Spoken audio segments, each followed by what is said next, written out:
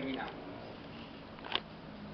Yang kami hormati Ketua beserta anggota Dewan Pakar Induk Keluarga Minang. Yang kami hormati Ketua beserta anggota Dewan Pembina Induk Keluarga Minang. Dewan Pimpinan Pusat Induk Keluarga Minang Kabau atau DPP IKM. Yang terhormat para nenek mama, para alim ulama, dan cadik pandai serta bundo kandor. Yang terhormat seluruh peserta Munas Dewan Pimpinan Pusat Induk Keluarga Minang Kabau yang terdiri dari perwakilan-perwakilan wilayah, provinsi, perwakilan-perwakilan luar negeri, dan perwakilan daerah kabupaten kota, serta segenap pengurus Dewan Pimpinan Pusat Induk Keluarga Minang Kabau. Bapak-bapak, ibu-ibu, saudara-saudara para hadirin dan undang lainnya yang kami muliakan. Pada hari ini, Sabtu tanggal 26 Maret tahun 2022, bertepatan saat ini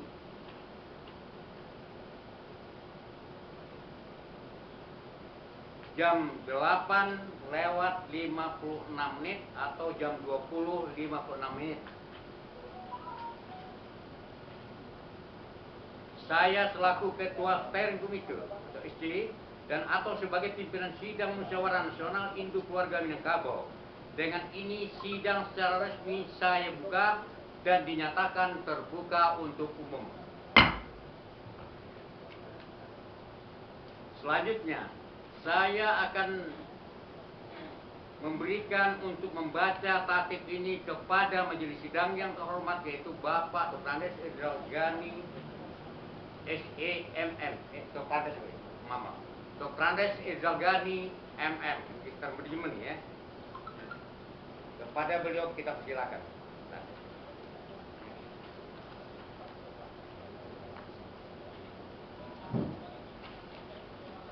Bismillahirrahmanirrahim. Assalamualaikum warahmatullahi wabarakatuh. Bapak, Ibu, peserta Munas kedua Induk Keluarga Minang Kabau yang kami hormati. Perkenankan kami membacakan tata tertib pelaksanaan penyelenggaraan Munas kedua ini. Bab 1, Ketentuan Umum.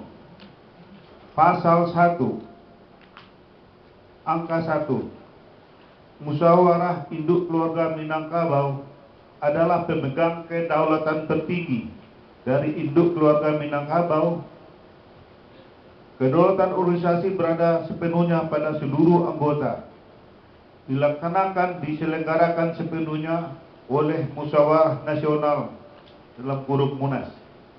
Butir 2. Pelaksanaan dan penyelenggaraan Munas berpedoman kepada anggaran dasar dan anggaran rumah tangga IKM sebagaimana yang termaktub, diatur dan dimaksud oleh bab 12 Romawi tentang musyawarah pasal 34 ayat 1 anggaran dasar, dan bab 3 tentang musyawarah dan rapat pasal 6 ayat 1 huruf A anggaran rumah tangga.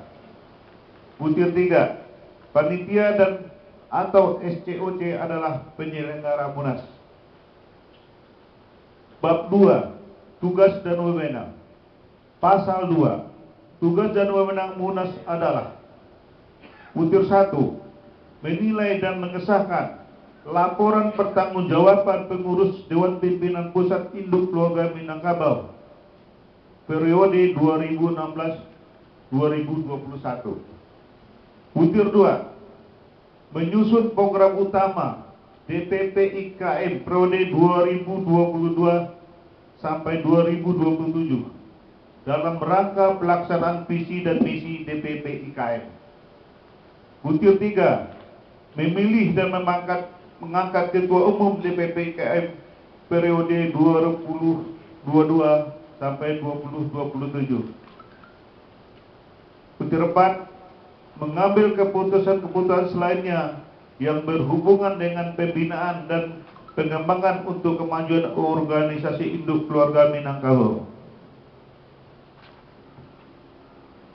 Butir 5, melakukan perubahan dan atau revisi dan perbaikan anggaran dasar dan anggaran rumah tangga DPP IKM periode 2022 sampai 2027. Bab 3, peserta dan peninjau.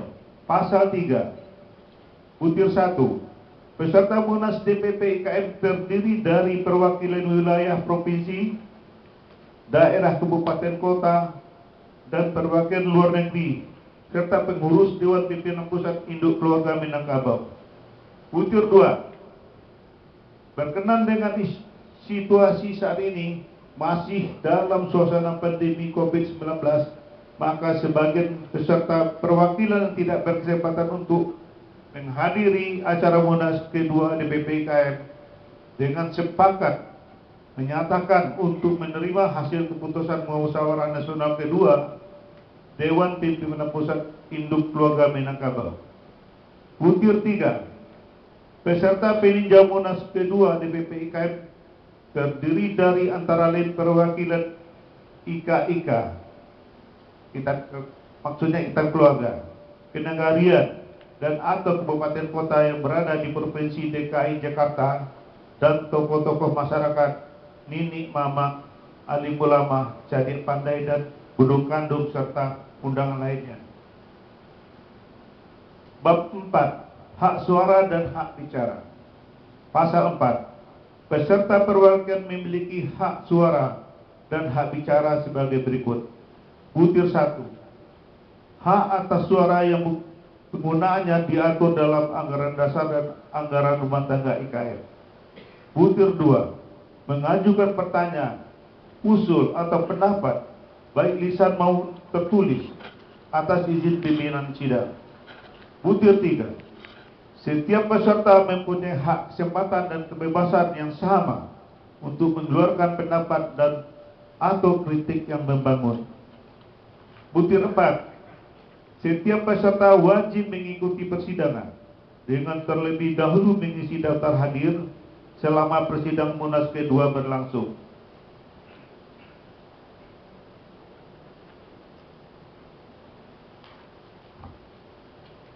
Pasal 5, untuk peserta peninjau berlaku sama dengan ketentuan bab 4 Romawi pasal 4 di atas, terkecuali bab 4 Romawi pada angka 4.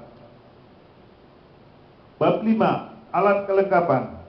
Pasal 6, panitia Munas kedua DPP IKM adalah pihak yang ditunjuk berdasarkan keputusan rapat musyawarah pengurus DPP IKM. Dalam hal ini terdiri dari butir 1, Steering Committee adalah panitia pengarah dan penanggung jawab Munas. Butir 2, Organizing Committee adalah panitia yang penyelenggara Munas. Pasal 7, pimpinan sidang. Butir 1, pimpinan sidang Munas DPP IKM diajukan oleh Steering Committee dan disahkan melalui keputusan rapat Steering Committee. Butir 2, pimpinan sidang yang dimaksud adalah pimpinan sidang pleno dan pimpinan sidang komisi.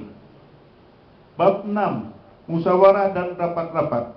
Pasal 8, sidang-sidang dan rapat-rapat Munas kedua DPP IKM terdiri atas butir 1, sidang pleno. Butir 2, sidang komisi. Pasal 9, sidang pleno. Sidang pleno terdiri dari 3 bagian, yaitu butir 1, sidang pleno 1 memiliki kewajiban dan wewenang untuk mengesahkan tata tertib sidang. Butir 2, sidang pleno 2 memiliki kewajiban dan wewenang untuk membahas dan mengesahkan hasil-hasil sidang komisi. Butir 3, sidang pleno 3 memiliki kewajiban dan wewenang untuk menyelenggarakan pemilihan ketua umum garis miring tim formatur sekaligus mengesahkan ketua umum terpilih DPP IKM periode 2022 sampai 2027. Bab 7, quorum.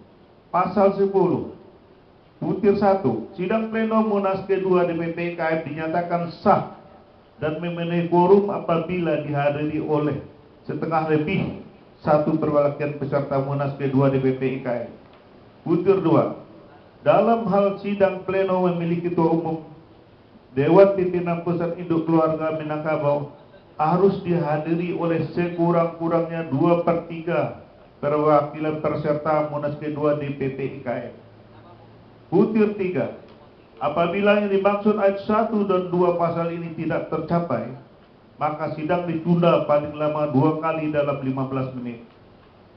Butir 4. Apabila setelah 2 kali penundaan masih belum tercapai juga, maka sidang dianggap memenuhi quorum dan selanjutnya quorum tidak dapat untuk mengambil keputusan. Bab 8. Pengambilan keputusan. Pasal 11. Pengambilan keputusan pada dasarnya diupayakan seoptimal mungkin secara musyawarah untuk mencapai mufakat. Apabila hal ini tidak tercapai, maka diambil keputusan berdasarkan suara terbanyak dengan tetap berlandaskan kepada suasana dan semangat kebersamaan dalam keluarga besar induk keluarga Minangkabau. Pasal 12. Pengambilan keputusan berdasarkan suara terbanyak sah apabila butir 1. Diambil di dalam sidang yang memenuhi quorum, suara terbanyak terpilih sebagai ketua umum.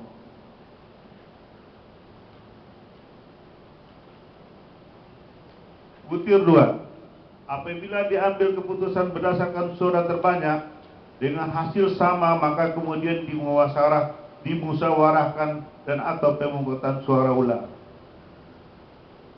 Bab 9. Penutup. Butir 1. Segala sesuatu yang belum diatur dalam tata tertib ini maka akan diputuskan oleh Munas. Butir 2. Keputusan ini berlaku sejak tanggal ditetapkan di Jakarta 26 Maret 2022.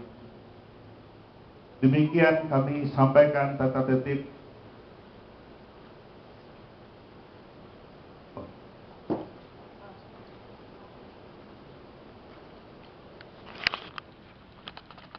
Pimpinan sidang Haji Z. Yongki SAH, anggota sidang Dr. Andes Rizal Ghani MM, Sekretaris Sidang Dr. Elva MPD. Demikian kami sampaikan tata tertib untuk pedoman penyelenggaraan Munas kedua DPP IKN. Terima kasih.